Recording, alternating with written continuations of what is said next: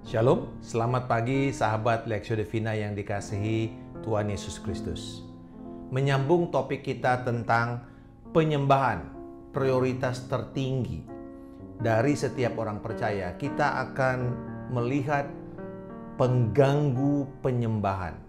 Kita akan belajar apa sih yang menjadi pengganggu penyembahan yang membuyarkan fokus kita.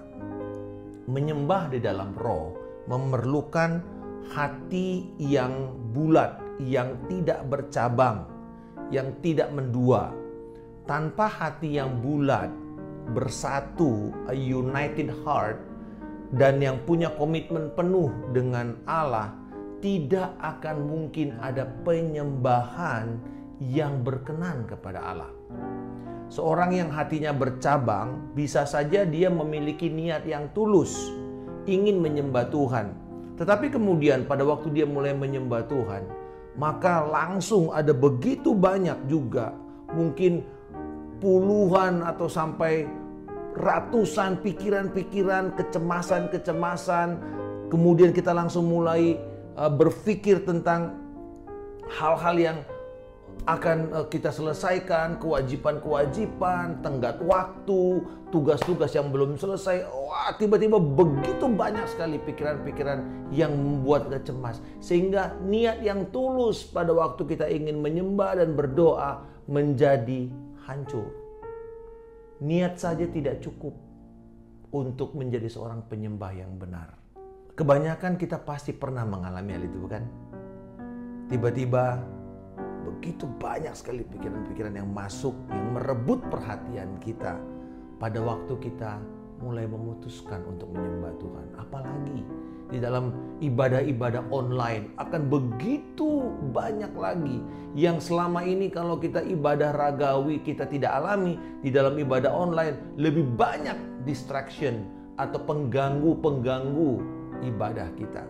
Kita bisa belajar dari Raja Daud yang tentunya sebagai raja yang memerintah dalam sebuah kerajaan yang cukup berpengaruh, banyak hal yang ia harus kerjakan. Memastikan rakyatnya hidup sejahtera, memastikan mereka menyembah Yahweh dengan benar, dan juga kerajaannya aman dari serangan musuh. Belum lagi dia harus bertarung dengan masalah-masalah keluarganya, internal konflik di antara anak-anaknya yang ingin merebut takhta bapaknya. Tetapi dalam semuanya itu, ia memutuskan untuk membulatkan hatinya untuk menyembah Tuhan. Mazmur 86 ayat 11b dikatakan oleh Daud, "Bulatkanlah hatiku untuk takut akan namamu." Frasa takut akan namamu mengacu kepada kata menyembah. Jadi Daud mau mengatakan begini, Tuhan bulatkanlah hatiku untuk bisa menyembah Engkau. Kebulatan hati Daud ini juga diperlihatkan dalam Mazmur 57 ayat 8. Hatiku siap, ya Allah, hatiku siap. Aku mau menyanyi, aku mau bermazmur. Frasa hatiku siap dua kali diulang. Itu satu penegasan. Menunjukkan kebulatan hati, kebulatan tekad yang tidak bercabang, yang terfokus hanya kepada Allah semata-mata pada waktu dia untuk siap memuliakan Tuhan. Seringkali ayat ini hanya dipakai oleh pemimpin pujian untuk mendorong jemaat sebelum masuk di dalam pujian dan penyembahan. Tetapi sebenarnya harusnya setiap hari kita berkata, hatiku siap ya Tuhan, hatiku siap. Bangunlah hai jiwaku, bangunlah hai tubuhku, hai pikiranku. Bangunlah, aku ingin menyanyi, aku ingin menyembah Tuhan.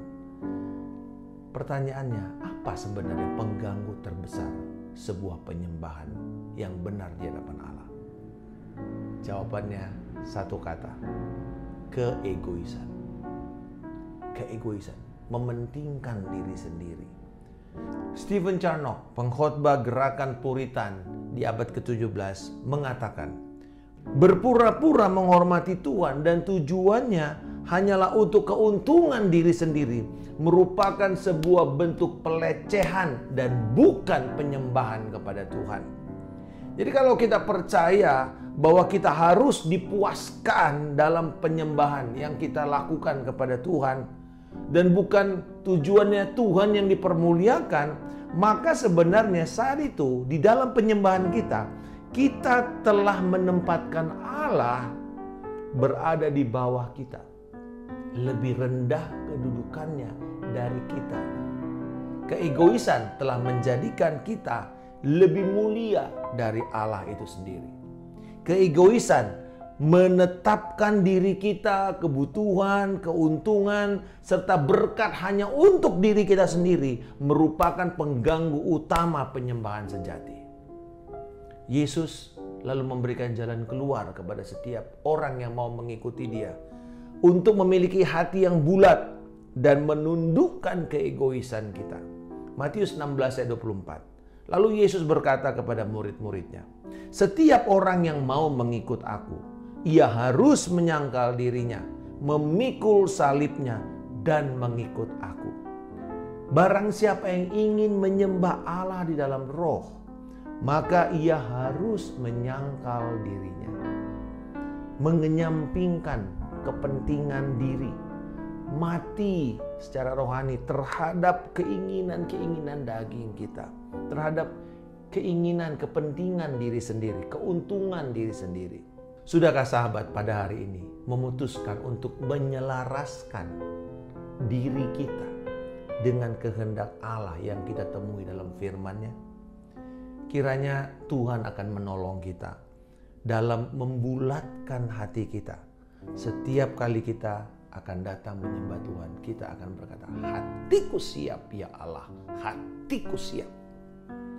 Bapa di surga, Tuhan dan Rajaku, ampunilah segala keegoisanku di dalam penyembahan. Ampunilah segala kecemasan yang aku izinkan mencuri fokusku pada waktu menyembah Engkau. Aku ingin berguna bagi kerajaan-Mu ya Tuhan. Untuk itu, mampukanlah aku untuk setia membulatkan hatiku, menyalipkan keegoisanku dalam menyembah Engkau. Sehingga aku bisa menjadi penyembah yang menyembah di dalam roh dan kebenaran. Dalam nama Tuhan Yesus Kristus, aku telah berdoa dan mengucap syukur. Haleluya. Amin. Salam kemenangan. Saya Pendeta Markus Simanjuntak.